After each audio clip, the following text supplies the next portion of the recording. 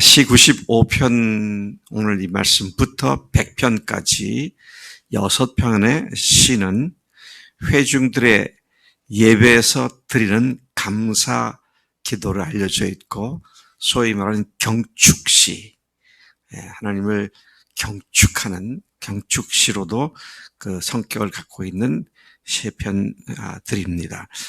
이 6편의 시들은 하나님께 대한 찬양과 그 찬양을 드려야 하는 이유 사이를 오가는 내용들을 담고 있습니다. 이를테면 하나님을 찬미하라, 하나님을 찬양하라, 하나님을 경배하라. 그가 이러하시기 때문이다. 그가 이러하시기 때문에 주님을 찬양하라, 주님을 높여라. 그분은 이런 분이시기 때문이다. 찬양하라. 왜 찬양하느냐? 이런 분이시기 때문이다. 이런 형식으로 되어 있는 경축시라고 그렇게 불려지기도 합니다. 자, 그런 6편의 시들 중에서는 제일 첫 번째가 되는 오늘 95편에서 찬양을 권유하는 뜨거운 초대 내용들을 특징을 이루고 있습니다. 찬양하고 예배하고 경배해야 할, 그렇게 초대하고 또 그렇게 해야 할 이유를 말하고 있죠. 1절부터 7절 상반절까지는 예배로의 초대와 또 이유, 그리고 7절 하반절부터 마지막 11절까지는 불신과 불순종에 대한 경고, 순종과 불순종에 대한 대조, 이런 내용들로 구성되어 있는 것을 보게 됩니다. 먼저 1절부터 7절 상반절까지 보면 찬양으로의 초대, 예배로의 초대와 그 이유들을 이야기하고 있습니다. 1, 2절 보니까 이렇게 말하고 있죠. 오라, 우리가 여호와께 노래하며 기쁨으로 말하리라. 노래하며라고 하는 그 단어의 의미를 보면 원문상으로는 기쁨으로 말하라, 노래하라는 말이 기쁨으로 말하라, 그런 의미가 되는데요. 우리가 여호와께 노래하며 그렇게 초대하죠. 그 이유가 뭐냐 그럴 때는 우리의 구원의 반석을 향하여 즐거이 외치자. 그 하나님께 찬양하고 노래해야 하는데 그 이유가 뭐냐 그럴 때 그분이 우리의 구원의 반석이기 때문이다. 그분을 노래하자. 즐거이 외치자. 그렇게 말하죠. 또 2절에 보니까 우리가 감사함으로 그 앞에 나아가며 시를 지어 즐거이 그를 노래하자. 자, 핵심은 뭡니까? 구원의 하나님을 기쁨으로, 감사함으로, 즐거움으로 외치며 노래를 지어 찬양함으로써 하나님을 예배하는 행위를 하자고 예배로의 초대를 하고 있는 그런 말씀인 것을 봅니다. 특별히 3절부터 5절까지는 그 이유, 우리가 하나님을 찬양해야 할 이유를 얘기하고 있는데 우리를 구원하신 하나님은 크신 하나님이시기 때문이다. 모든 신들보다 크신 왕이시기 때문이다. 여기서 하나님이시기 때문이다, 왕이시기 때문이다. 그 말은 창조주 하나님이시고 우리를 구원하신 하나님이실 뿐만 아니라 우리를 통치하고 다스리시고 지금도 우리를 보호하시고 인도하시는 우리의 왕이시다. 그 하나님을 찬양하고 노래하자. 기쁨으로 나아가자. 이제 그런 이야기를 지금 하고 있습니다. 그런 노래를 하고 있는 것이죠. 자, 그분이 어떤 분이냐? 땅의 깊은 곳이 그 손에 있고 산들의 높은 것도 그분의 것이고 바다도 그의 만든 것이고 또 육지도 그의 손이 지으신 것이라고 그분을 노래하며 감사하며 찬양하고 예배해야 하는 이유를 말하고 있습니다. 자, 다시 이제 한마디로 요약해서 말한다면 우리를 구원하신 하나님은 이 세상 사람들이 믿고 섬기는 모든 신들과는 비교조차 되지 않는 크고 광대하신 주권자 왕이시며 그분이 바로 땅속 깊은 곳, 산들의 높은 곳, 바다와 육지를 창조하신 창조주 하나님이시기 때문에 그분을 찬양하며 예배하라고 초청하는 그런 시를 읊고 있는 것입니다. 그 다음에 이어서 6절부터 7절 상반절까지 보면은 시인은 또다시 하나님 앞에 무릎을 꿇고 경배하자고 하나님께 대한 예배로 초대를 하며 그분이 우리의 하나님이시며 우리는 그가 기르시는 백성이며 그분의 손이 돌보시는 양이기 때문이라고 이유를 노래하고 있습니다.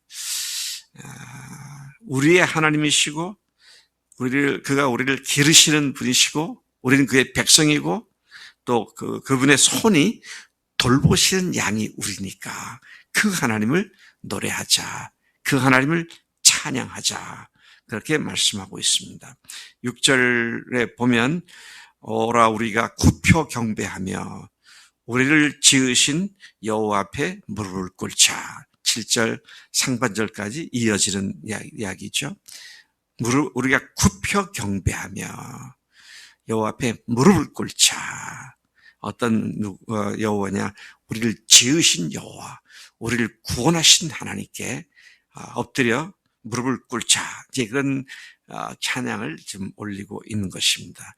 자, 이와 같은 찬양의 예배로의 초대와 또 이유를 밝히고 난 뒤에 7절 하반절부터 마지막 11절까지는 그런 하나님을 경배하는 자들에게 분명하게 권면하는 언급을 하고 있습니다. 그것은 뭐냐? 뭘 권면하고 있느냐? 그분의 말씀에 순종하며 불순종하는 잘못을 범하지 말라는 것입니다. 하나님이 어떤 분인지를 아는 사람들이 하나님을 찬양하는 것으로 끝나는 것이 아니라 찬양하는 삶을 통해서 그분께 순종함으로 그 찬양이 온전하게 이루어질 수 있다. 그런 말이죠. 우리 상범이가 찬양을 인도를 잘하잖아요. 근데 자칫 잘못하면 찬양하는 사람도 그렇고 설교하는 사람도 그렇고 앞에 서는 사람들은 퍼포먼스 정도로 끝나버릴 수가 있습니다. 모양 내기로 끝나버릴 수 있어요. 근데 그런 것들은 다 외적으로 표현되는 것인데 무엇이 없으면 그것이 다 헛것이다. 외적으로 표현되는 것이 뭐가 없으면 헛것이에요? 안에서 솟아나는 감사가 없으면 헛것입니다. 감사는 마음이 찬양으로 나오는 거잖아요. 참, 저도 늘 설교하면서 그 생각을 합니다. 내가 설교를 멋들어지게 할 수 있는데 그 설교가 내가 멋있는 설교를 한다고 나 자신을 과시하는 그런 것은 아닌가 그 생각을 해요. 이 무대에 서는 사람들이 그런 게 있잖아요. 무대에 서가지고 자기 존재감을 과시하려고 하는. 근데 우리가 찬양만 아니라 하나님께 앞에서 행하는 일들이 속에서 우러나는 진정한 감사가 빠진 상태에서 기계적으로나 또는 해야만 하니까 하는 이런 상태에 빠지면 그것이 얼마나 헛된 것인가 이런 걸 생각을 하게 된 것이죠. 그러니까 상범이 형제는 다른 사람보다 더 주님과의 사랑의 관계가 더 깊어져서 늘 속에서 감사로부터 찬양으로 표현돼야 된다. 이거 평생 잊지 말고 생각을 해야 돼요. 이거 없으면 그냥 뭐라 그래 꼭두각시밖에 안 돼. 뭐 앞에 나와서 찬양 인도할 수 있지. 그런데 속에서 감사가 터져 나와 하나님께 예배하는 그런 것이 돼야 바른 예배가 된다. 그런데 오늘 이 시편 기자는 거기서 끝난 것이 아니라 뭡니까? 말씀을 하나님께 대한 감사와 찬양을 드리는 그것이 무엇으로 증명이 되느냐 할 때는 말씀에 순종하는 것이다. 말씀을 귀를 기울이고 말씀을 불순종하는 것이 아니라 순종함으로 말미암아 하나님 앞에 우리가 바른 예배가 드려지고 바른 예배의 증명이 되는 것이다. 그래서 11절까지에 보면 그가 그렇게 말을 하죠. 너희가 오늘 그의 음성을 듣거든. 자, 보세요. 순종은 들어야 순종하고 말고가 있죠. 못 들은 사람이 무슨 순종을 하겠어요? 근데 말씀을 듣거든. 그렇게 하면서, 전제로 하면서 8절, 너희는 무리바에서와 같이 또 광야의 마사에서 지낸 날과 같이 너희 마음을 완악하게 하지 말지어다. 자, 두 사건을 또는 한 가지 사건을 두 가지로 표현한 것으로 볼 수 있는데, 무리바에서와 같이 마음을 완악하게 하지 말라. 마사에서 지냈던 날들과 같이 그렇게 하지 말아라. 그럼 우리가 무리바 사건을 출애굽기 17장에서 만나게 되죠. 근데 거기에 보면 애굽의 재앙, 기적, 홍해의 기적, 심지어 광야에서의 만나까지도 경험해 왔던 이스라엘 백성이 마실 물이 없다고 모세와 하나님을 원망하는 사건이 나타나죠. 이건 홍해를 건넌 지 사흘 지난 뒤부터 시작된 그들의 원망이었습니다. 그것이 어디입니까? 마라의 쓴 물을 단물로 바꾼 사건. 거기도 보면 그래요. 마실 물이 없어서 여호와께 원망하고 모세와 다투고 이런 일을 하게 되죠. 자, 그것이 이제 절정에 이르는 것 중에 하나가 바로 무리바 사건이죠. 여러분 잘 아실 겁니다. 무리바 사건. 모세가 그것 때문에 결국은 그 사건 때문에 가나안 땅에 못 들어갔잖아요. 네. 그런데 바위에서 바위를 쳐서 물을 낸 사건인데 그 17장에 보면 뭐라고 해서 말했느냐. 백성들이 하나님과 모세를 원망하며 다투며 시험했다 그랬습니다. 어마어마한 하나님의 엄청난 사건을 경험한 그들이었지만 당장에 마실 물이 없다고 모세와 또 하나님을 원망하는 그런 사건. 이게 오늘 우리들의 모습이 아닌가 그런 생각을 떨쳐버릴 수가 없습니다.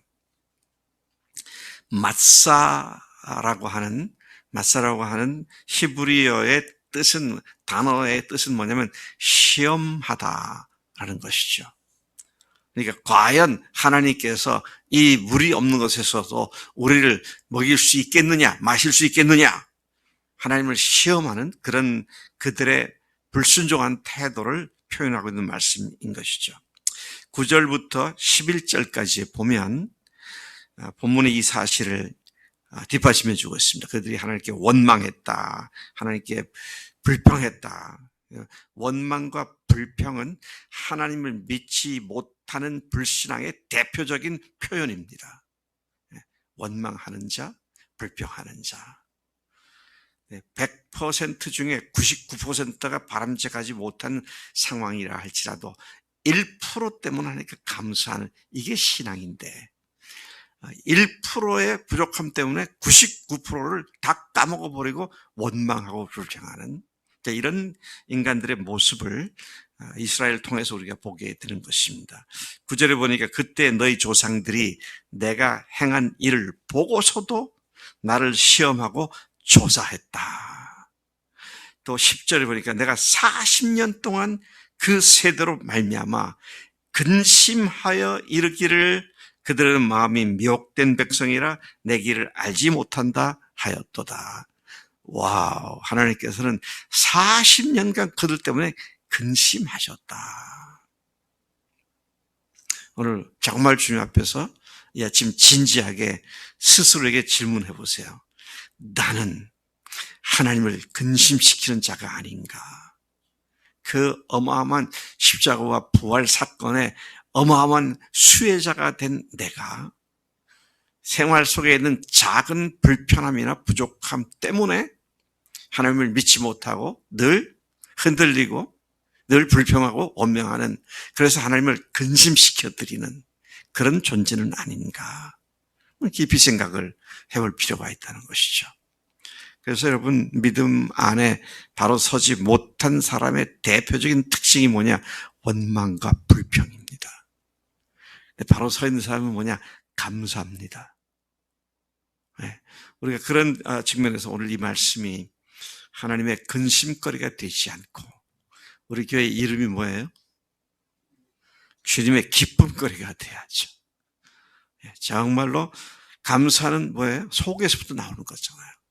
겉에 쥐어짜갖고 이렇게 내가 억지로 감사하자 감사하자는 것이 아니라 정말로 감사와 감격이 속에서 우러나는 것인데, 그런 것들로 말미암아 주님을 기쁘시게 하는 사람이 되어야 되는데, 그렇지 않고 원망과 불평, 난 이것도 없고 저것도 없고, 우리 교회는 이것도 없고 저것도 없고, 우리 가족은 이렇고 저렇고, 없는 것만 찾아보니 감사가 나올 수가 없죠. 그런데 하나님께서 그 모든 것들을 감사로 바꾸게 하는 믿음의 근원이 우리의 구원의 하나님이시고 우리의 능력의 하나님이신 줄로 믿습니다. 네. 자, 그러면 마지막 말씀이 11절입니다. 그러므로 내가 노하여 맹세하기를, 그들 여기 보니까 하나님이 맹세했다 그랬습니다. 뭐라고 맹세했느냐? 그들은 내 안식에 들어오지 못하리라. 다시 말씀드립니다. 이거 구원받지 못하는 거 아니냐? 사람들은요, 하도 구원 얘기를 들어가지고 모든 걸 구원에다 연결시켜요. 이러면 구원 못 받습니까? 원망 불평하면 구원 못 받아요? 네, 끝난 얘기예요, 그거는요. 근데 그 무슨 얘기입니까? 이 세상에 살면서 하나님의 안식을 못 누려요. 네? 안식이 없어요. 믿는데도 안 믿는 거 똑같아. 원망 불평으로 가득 차 있고. 그걸 얘기하는 거예요. 우리 정말 주님 앞에서 정신 차리지 않으면 믿는다는 말은 붙어 있는데 실제는 안식일 그 자체이신 주님을 전혀 누리지 못하고 사는 지옥 같은 삶이 변하지 않고 있는 그런 삶이 될 수밖에 없다. 오늘 이 말씀대로 정말로 하나님, 상보명제는 앞으로 40년이 아니라 아주 한 60년 더 살 수 있을 것 같은데, 60년이면 90살이면 됐지 뭐. 90년, 앞으로 60년간 근심거리가 아니라 주님의 기쁨거리가 돼야 마땅한 줄로 믿습니다. 오늘 어떻게 상보님한테 맨날 계속 얘기를 했네? 그 이상하네. 의도한 것도 아닌데 요즘 내가 감사가 별로 없는 것 같다. 자, 우리 모두가 똑같은 해당되는 말씀이니까요. 속에서 터져나오는 감사가 날 넘쳐 매일의 삶이 안식이 되는 그런 삶이 되기를 축복합니다. 하나님 아버지 감사합니다. 이 아침 시 95편 말씀을 통하여 저희들의 내면 속에서부터 영혼 깊은 것에서부터 솟구쳐 오르는 기쁨과 감사의 삶으로 우리를 인도해 주시니 감사합니다. 죽으시고 부활하신 예수님, 온 우주 만물을 창조하신 창조주 하나님께서 우리와 함께 계시니 무엇이 두렵고 무엇이 불만스럽겠습니까? 주님 이 은혜를 기뻐하며 즐거워하며 매일을 감사함으로 주님께 순종하여 주님의 근심거리가 아니라 자랑거리가 되고 즐거움거리가 되도록 우리를 복주시는 줄로 믿습니다. 그렇게 인도해 주실 줄 믿고 감사드리며 예수님의 이름으로 기도를 쌓옵나이다. 아멘. 아멘.